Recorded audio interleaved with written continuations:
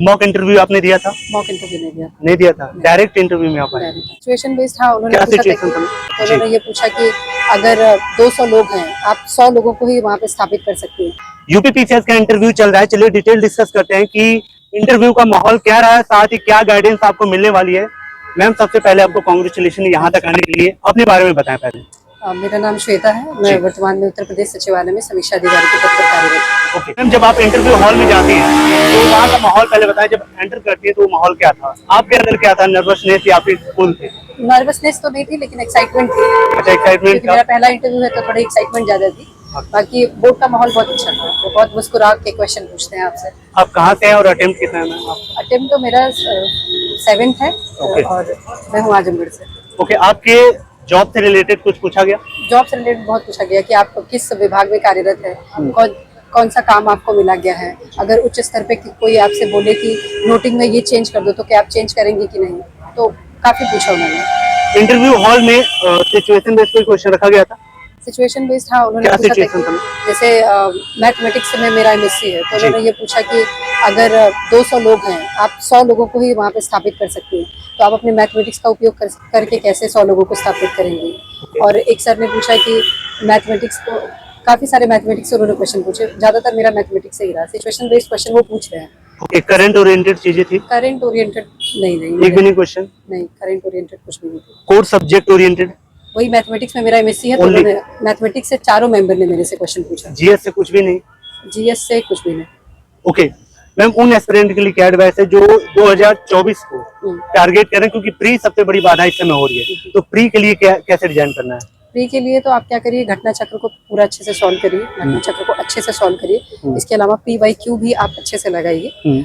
बाकी मतलब standard book तो आपको पढ़नी ही पढ़नी है, लेकिन घटना चक्र मेन फोकस हो, ताकि क्योंकि प्रीलिम्स तो उसी से होगा। ओके, स्टैंडर्ड बुक में सप्लीमेंट ऐड करना जरूरी है या फिर स्टैंडर्ड बुक? स्टैंडर्ड बुक तो आप अपना एक सोर्स के तौर पे यूज कर सकते हैं, लेकिन आपको क्वेश्चन सॉल्व करना है तो आपको घटना चक्र और जो PYQs हैं उनको सॉल्व करना ही पड़ेगा, तो ही प्रीलिम्स होगा। प्रीलिम्स में क्या है, मेन है प्रैक्टिस। तो आप जितना घटना चक्र से प्रैक्टिस करेंगे उतना ही अच्छा होगा फिर आपको। मॉक इंटरव्यू आपने दिया था? मॉक इंटरव्यू नहीं दिया। नहीं दिया था, डायरेक्ट इंटरव्यू में आप आए, तो लग रहा है कि बेटर परफॉर्मेंस थी या फिर? परफॉर्मेंस तो हमें ठीक लगा। सर लोग के चेहरे से भी लग रहा था कि काफी ठीक हुआ है। बाकी देखते हैं मेंस कैसा हुआ है, उस पर डिपेंड करेगा। ओके, नो डाउट आप मेंस क्वालिफाई करके यहाँ पे आई हैं, तो नॉलेज तो है। यहाँ पे एथिकल ओरिएंटेड क्या आपसे टचअप दिया गया?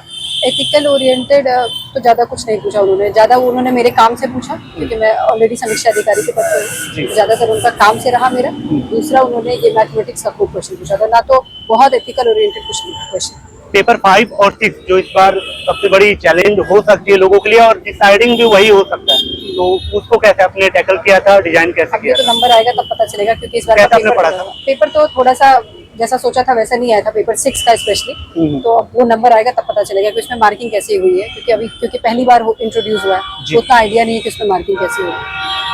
ऐसे को कैसे फॉर्मेटिंग किया? जो लोग कहते हैं कि ऐसे स्टार्ट करने से पहले आपको फैक्ट से स्टार्ट करना चाहिए, या फिर वो सबका अपना अपना तरीका है। जैसे 3 ऐसे आते हैं, तो आप कोई जरूरी नहीं कि सब में फैक्ट से ही वाला हो। तो किसी में आप कोटेशन से स्टार्ट कर सकते हो, किसी में कोई फैक्ट से, किसी में कोई स्टोरी में एनेक्डोट बना के आप यूज कर सकते हो। तो जिसकी जैसी चॉइस हो तो वैसे वो करे। आप स्टैंडर्ड बुक या सोशल मीडिया का सहारा लिया आपने, जैसे यूट्यूब, विकिपीडिया, गूगल? काफी कुछ, जैसे हाँ, मैं ऑलरेडी नौकरी में हूँ, तो काफी सारा जैसे लंच वंच के टाइम वहाँ पे यूट्यूब पे वीडियो सुन लिया, एडिटोरियल डिस्कशन सुन लिया, या कुछ PDF बना लिया तो मोबाइल में ही पढ़ लिया, तो उसका बहुत उपयोग किया।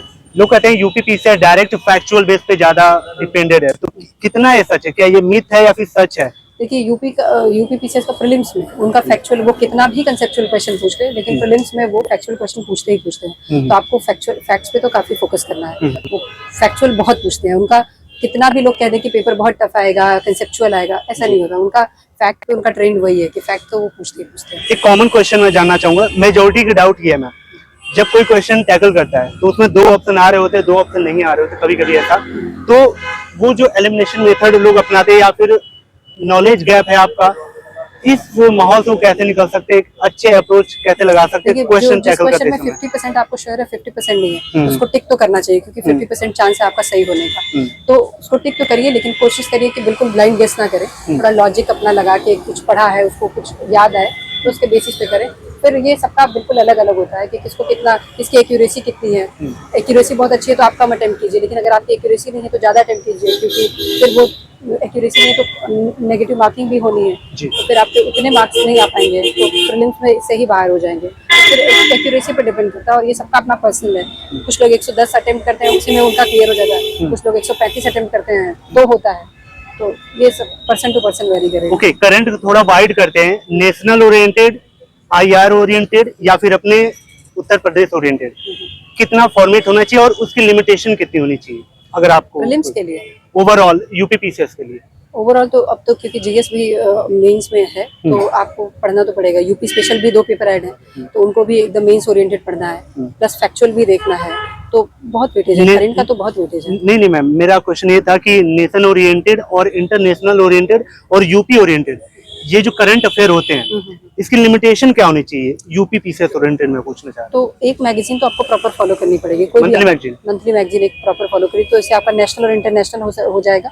बाकी आप यूट्यूब पे कई सारे चैनल है जो यूपी स्पेशल कराते हैं, तो करंट जैसे बातें यूपी की एक कोई चैनल है, उस पर आपको काफी चीज यूपी का मिल जाएगा। उसके अलावा यूपी का कोई पेपर भी पढ़ सकते हैं, जो भी जैसे मैं आप नेशनल एडिशन पढ़िए दैनिक जागरण का या कुछ भी पढ़िए तो उसमें यूपी की बातें तो रहती हैं, या गवर्नमेंट की वेबसाइट का भी यूज कर सकते हैं, उनका सब कुछ अपडेटेड रहता है उनकी वेबसाइट पे। PIB ARC रिपोर्ट वगैरह तो हम तो नहीं कर पाए थे ये सब। आप एक क्योंकि हमें तो ऑलरेडी टाइम कम मिलता है, तो आप एक मैगजीन को ही फॉलो कर लीजिए।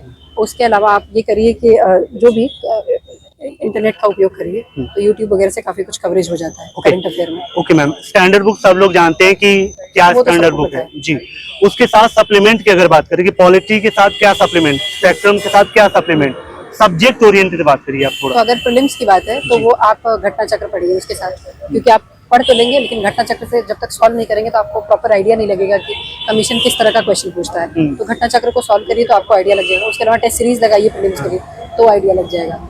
ओके जी बोलिए। हाँ, तो और मेंस के लिए अगर सप्लीमेंट की बात है तो आंसर राइटिंग प्रैक्टिस करना पड़ेगा, क्योंकि आप कितना भी पढ़ लीजिए जब तक आप लिख के प्रैक्टिस नहीं करेंगे तो फिर वो आएगा नहीं, पेपर पे वहाँ निकलेगा ही नहीं। जिस तरह से 4 दिन पेपर चलता है कंटिन्यूअस, तो जब तक आप प्रैक्टिस नहीं करेंगे तो वो हो नहीं पाएगा। आप ऑलरेडी सिलेक्टेड है, एक आंसर को अच्छा डिजाइन करने के लिए कितना मेन बॉडी फ्रेम में आपको कंटेंट लिखना चाहिए, कंक्लूजन और आपका जो इंट्रो होता है और जो आपके डायग्राम होते हैं, क्या एक क्वेश्चन में जो 250 का या 150 का उसमें 2 डायग्राम करने पे कट होते हैं आंसर, कुछ ऐसा होता है? ऐसा तो नहीं होता, बल्कि वो नंबर इंक्रीज ही होंगे, कट नहीं होंगे। लेकिन इतना टाइम नहीं होता कि आप हर क्वेश्चन में डायग्राम वो भी 2-2 बना पाओ। तो ये तो क्वेश्चन की डिमांड और आपको कितना आता है उसमें उस पर डिपेंड करेगा। तो आप किस में इंट्रोडक्शन दे पाएंगे। कई बार होता है कि आपका कंक्लूजन छूट जाता है, किसी में इंट्रोडक्शन जल्दी में हो जाता है, तो ये तो फिर वहाँ की टाइम लिमिट पे डिपेंड करता है कि कितना। ड्रेस कोड मैटर करता है इंटरव्यू हॉल में कि आपको ड्रेस सेंस कैसा होना चाहिए, मैटर करता है? क्योंकि एक बार तो पहली बार देख के वो आपके ड्रेस के हिसाब से ही अंदाजा लगाएंगे आपकी पर्सनैलिटी का, तो ड्रेस कोड मैटर करता है। इंटरव्यू 3-4 महीने का टारगेट करके किया जा सकता है या पूरा लंबा प्रोसेस है? देखिए, तो इंटरव्यू का तो कोई फिक्स पैटर्न नहीं है। जैसे मैं तो सोच के आई थी मुझसे करंट वगैरह पूछेंगे, लेकिन उन्होंने पूरा सब कुछ मेरे मैथमेटिक्स से पूछ लिया। मैथमेटिक्स MSc था, तो इसका कोई फिक्स पैटर्न नहीं है। लेकिन ये है कि आप 4-5 महीने के करंट अच्छे से देख के आइए, क्योंकि पूछने को वो पूछ सकते हैं। ओके, लास्ट मैसेज मैं उन एस्पिरेंट के लिए जो 2024 को टारगेट कर रहे हैं, आपके मन की बात क्या है? अच्छा, तो प्रीलिम्स पे सबसे ज्यादा फोकस करिए, क्योंकि सबसे ज्यादा स्क्रीनिंग वहीं पे होती है। तो प्रीलिम्स पे आपका मेन फोकस होना चाहिए, क्योंकि वो अगर आप क्रॉस नहीं करेंगे तो वैसे भी मेंस में जा नहीं पाएंगे।